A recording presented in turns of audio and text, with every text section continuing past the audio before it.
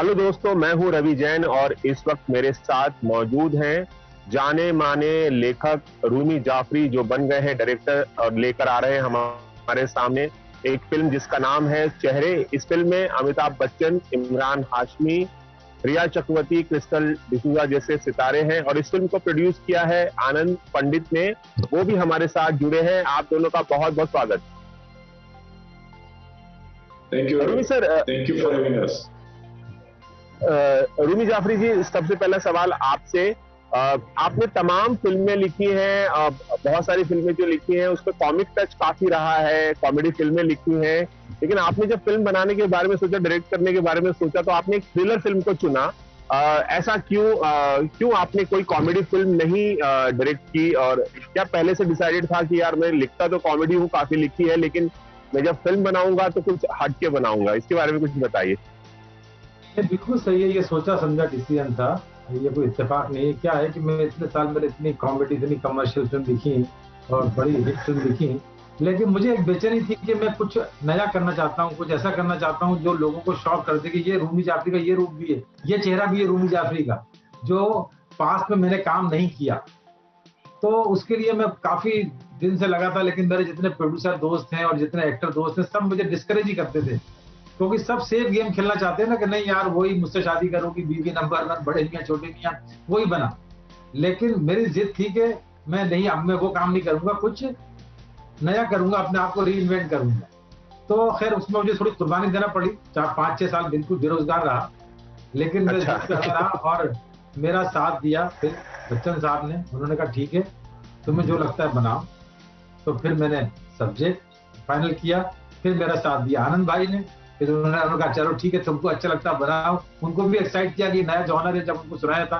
तो इस तरह ये आज चेहरे सबके सामने आ पाई। आनंद जी, आपसे मैं पूछना चाहूंगा, क्यों, ऐसी क्या खास वजह थी आपको लगा कि इस फिल्म को प्रोड्यूस करना चाहिए, as a director Rumi Jaffery को बैक करना चाहिए? और अमिताभ बच्चन को लेने के बारे में भी बताइए। उनका वो मुख्य भूमिका में है इस फिल्म में और काफी उनका लुक भी अलग है, कहानी भी अलग है, उनका किरदार भी काफी अलग है। कैसे सोचा आपने ये फिल्म बनाई जाए और अमिताभ बच्चन को कास्ट किया जाए? इसके पीछे भी एक इंटरेस्टिंग कहानी है। काफी टाइम से मैं सोच रहा था कि बच्चन साहब के साथ में कोई एक थ्रिलर या सस्पेंस बनाया जाए। उसमें में जनरली क्या होता है कि प्रोड्यूसर एक स्टोरी को ग्रीनलाइट करता है, उसके बाद में डायरेक्टर को कन्विंस करते हैं, फिर प्रोड्यूसर और डायरेक्टर दोनों एक्टर को अप्रोच करते हैं। दैट इज हाउ जनरली पूरा फिल्म बनती है। इसमें मेरे लिए मैं काफी स्टोरीज देख रहा था, लेकिन उतने में ही बच्चन साहब का एक दिन फोन आ गया कि मैंने एक ग्रीन लीड की है, उनको एक फिल्म बनानी थी चेहरे, जो उनके दिलो दिमाग से बहुत अच्छी near to there is art थी। और बोले कि रूमी जाफरी जी डायरेक्ट करेंगे, तो आप प्रोड्यूस करिए हमारे लिए। तो मेरे लिए वो सोना में सुहागा था, तो उस हिसाब से ये पूरा प्रोजेक्ट बना। तो इनफैक्ट मैं लास्ट में आया था, बाकी सब पहले आ गए थे, तो मेरे लिए वो दिक्कत थोड़ी कम थी। अच्छा, रूमी जी, ये फिल्म पोलैंड में भी शूट की गई है। काफी ठंड का मौसम था और अमिताभ बच्चन ने लगातार कई दिनों तक वहां पर शूटिंग की। कितना आसान और कितना मुश्किल था अमिताभ जी को मनाना कि इतनी ठंड में और एक अलग से लोकेशन में, दूर दराज के इलाके में जाके शूट करना? अमिताभ बच्चन वैसे काफी प्रोफेशनल हैं और जो कमिटमेंट करते हैं वो पूरा करते हैं, लेकिन फिर भी किस तरह से आपने कन्विंस किया कि माइनस डिग्री में शूट किया जाए पोलैंड में उनके साथ? देखो रवि, मैं सबको बोलता हूँ, पूरी मतलब चाहे पब्लिक में बोलूँ या पर्सनली मेरा तजुर्बा है कि अमिताभ बच्चन ऐसे स्टार, ऐसे एक्टर हैं, मतलब आप सोचिए सदी के महानायक है, सुपर स्टार हैं, लेकिन उनके साथ कंफर्टेबली आदमी फिल्म क्यों बना लेता है कि वो पोस्टर पे, प्रपोजल में सुपर स्टार है, लेकिन सेट पे वो बिल्कुल न्यू कमर की तरह होते हैं। जरा सा भी उनका एटीट्यूड, नखरा, कोई चीज ना नहीं करते। आप सोचो, हमने पोलैंड शूटिंग जब प्लान की कि हम पोलैंड में करेंगे, तो जब हमारा सब कुछ हो गया, रेकी हो गई, डिसाइड हो गया, तो एक दिन ऋषि आया, बोले तू पोलैंड जा रहा है? मैंने कहा दिसंबर में। हाँ, अमिताभ बच्चन को लेके। बोले तू पागल हो गया, तो खुदकुशी करने जा रहा है? मैंने क्यों, चिंटू हुआ? बोले मैं फना की शूटिंग कर चुका हूँ, तुझे पता है पूरे यूरोप में सबसे ज्यादा ठंड होती है वहां पे। और आप यकीन जानो, अमित जी ने, आनंद भाई बैठे, एक बार भी उन्होंने कुछ नहीं कहा। वहां तक गए ट्रेवलिंग करके, -14 टेम्परेचर था कि पूछो आनंद भाई, हम लोग खड़े होते थे, हम लोग कांपते थे, लेकिन अमिताभ बच्चन को देख के हमारी भी सर्दी भाग जाती थी, क्योंकि वो इतने कूल आराम से बैठे रहते थे, शॉट देते थे। तो ये उनका बड़प्पन है, ये उनका, आप प्रोफेशनलिज्म बोल दो, जो भी बोलना है।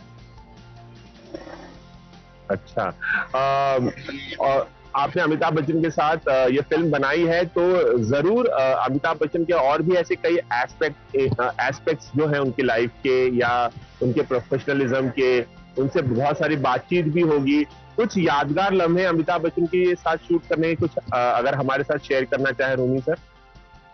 यादगार लम्हे तो मतलब उनके साथ तो, या काम करने का हर लम्हा यादगार होता है ना। तो यादगार लम्हा इसे ढूंढना मुश्किल है, लेकिन जैसे मैं इत्तेफाक से आज ही याद कर रहा था कि हमारी फिल्म में उनका एक इमोशनल आउटबर्स्ट एक स्पीच है जो 14 मिनट की। वो स्पीच जिस दिन हम लोग शूट करने वाले थे, तो इतने वो मतलब इन्वॉल्व थे, एक्साइटेड थे, मैं लिख रहा था, फिर उनको सुनाता था, फिर कुछ चेंजेस, हम लोग स्पीच लिखने में लगे थे।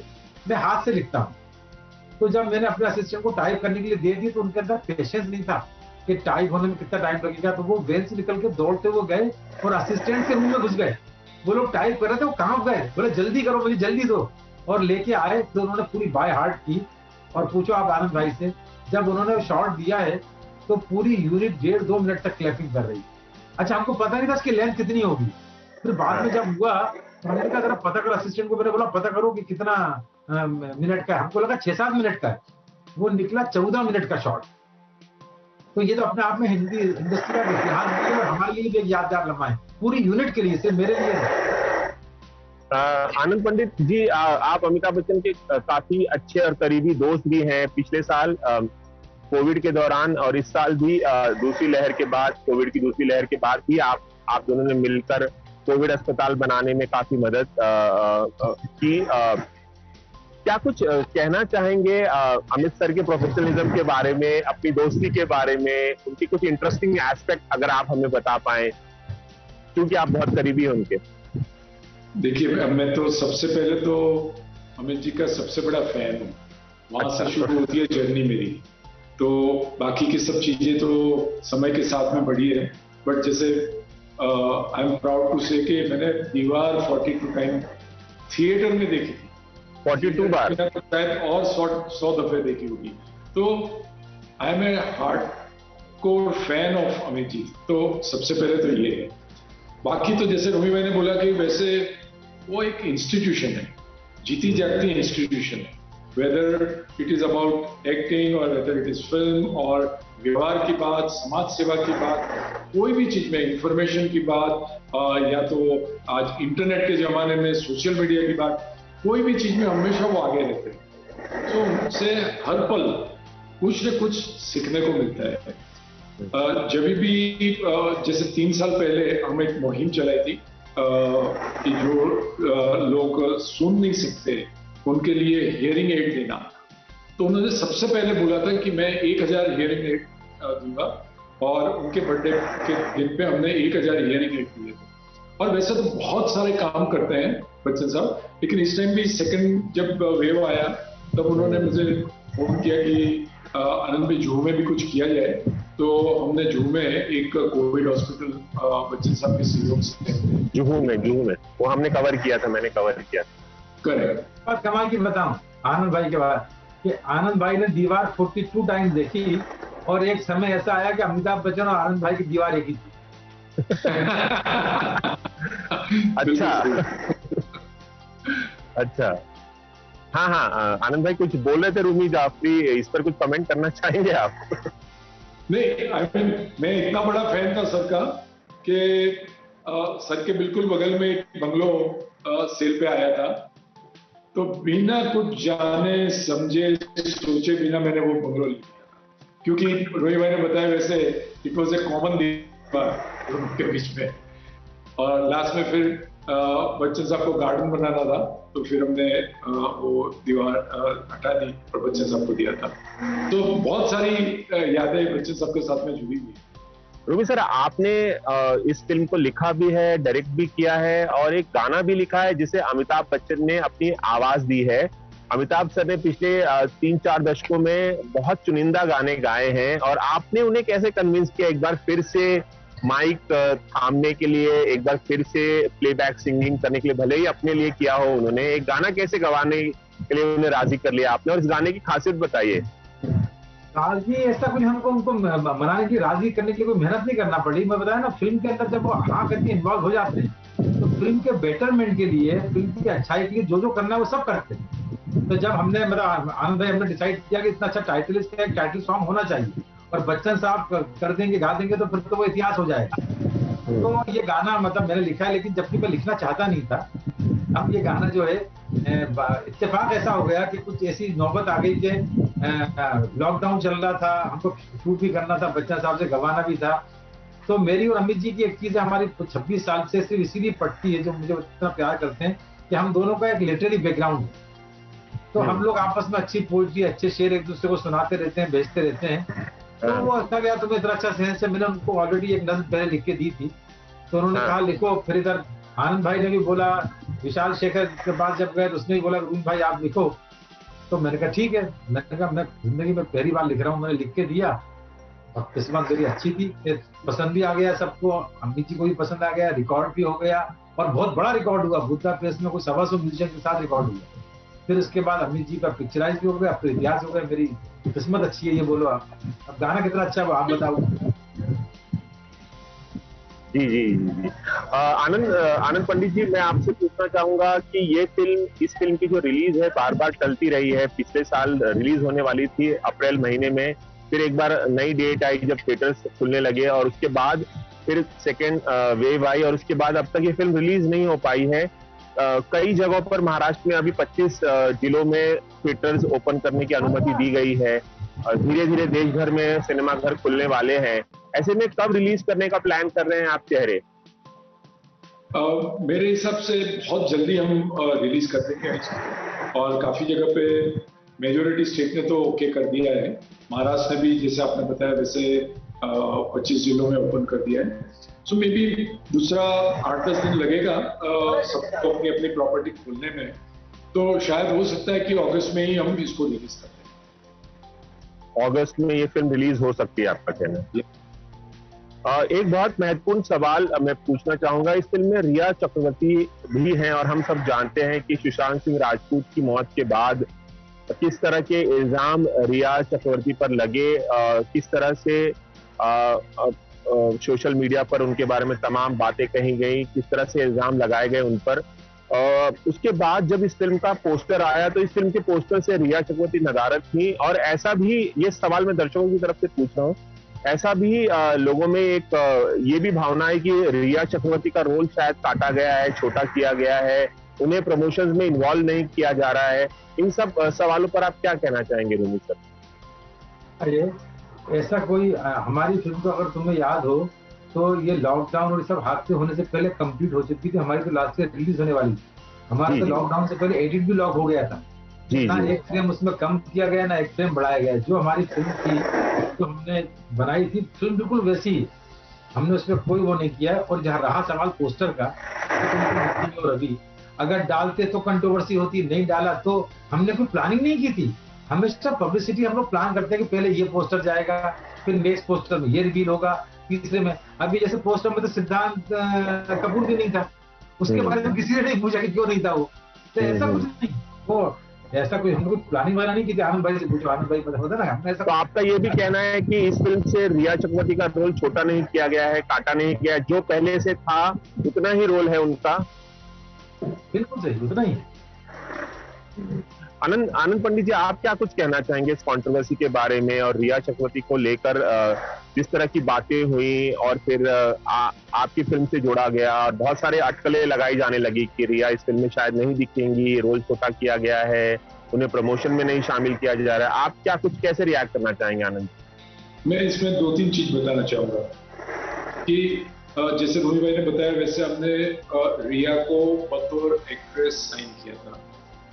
She has done her fantastic job, जो उसको करना चाहिए था वो उसने किया। रही बात कंट्रोवर्सी की, तो कंट्रोवर्सी उसकी पर्सनल लाइफ में हुई, तो हमारा फिल्म का और उसकी पर्सनल लाइफ का कोई लेना देना नहीं। तो this is second.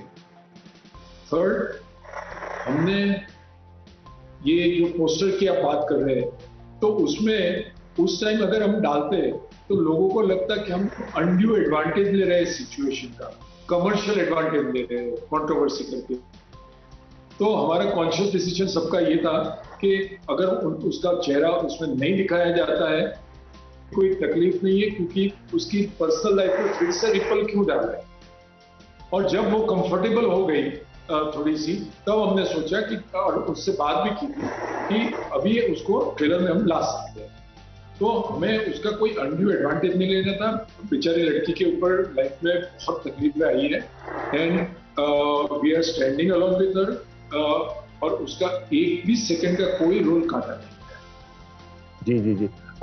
Rumi sir, जब सुशांत सिंह राजपूत की मौत हुई थी, उसके बाद आपने मुझे एक इंटरव्यू दिया था और आपने बताया था कि सुशांत और रिया को लेकर भी एक फिल्म प्लान कर रहे थे। अनफॉर्चुनेटली अब वो पॉसिबल नहीं है। क्या उस फिल्म के साथ आप आगे कैरी ऑन करेंगे? क्या वो फिल्म आप आगे बनाएंगे रिया को लेकर और किसी और अभिनेता को लेकर? अब सुशांत तो नहीं है हमारे बीच। जब ये सब हादसा सुशांत का होने के बाद, क्योंकि वो फिल्म मेरी शुरू होने वाली थी, तो मुझे काफी प्रोड्यूसर ने अप्रोच किया और एक दो आर्टिस्ट मैनेजर ने भी, कि सुशांत बड़ा चूजी था स्क्रिप्ट के मामले में, तो उसको पता सुशांत ने ये पिक्चर कर रहा था, स्क्रिप्ट उसकी तो अच्छी होगी। लेकिन क्या है कि वो उस टाइम में जब भी स्क्रिप्ट के बारे में सोचता था, मुझे सुशांत का फेस नजर आता था, क्योंकि वो मेरे घर में बैठ के इतनी बार रीडिंग किया, रिहर्सल किया, तो उसको मैंने ऊपर रख दिया अपने कबर्ड में। अभी डिसाइड नहीं किया, पहले चेहरे से तो फ्री हो जाऊं, उसके बाद देखूंगा, उसके बाद बनाऊं कि नहीं बनाऊं तो किसके साथ बनाऊं, वो बाद में जब सोचूंगा तो बताऊंगा। चलिए, एबीपी न्यूज से आप दोनों का खास बातचीत करने के लिए बहुत बहुत शुक्रिया। Thank you. Ravi Jain, ABP news, Mumbai.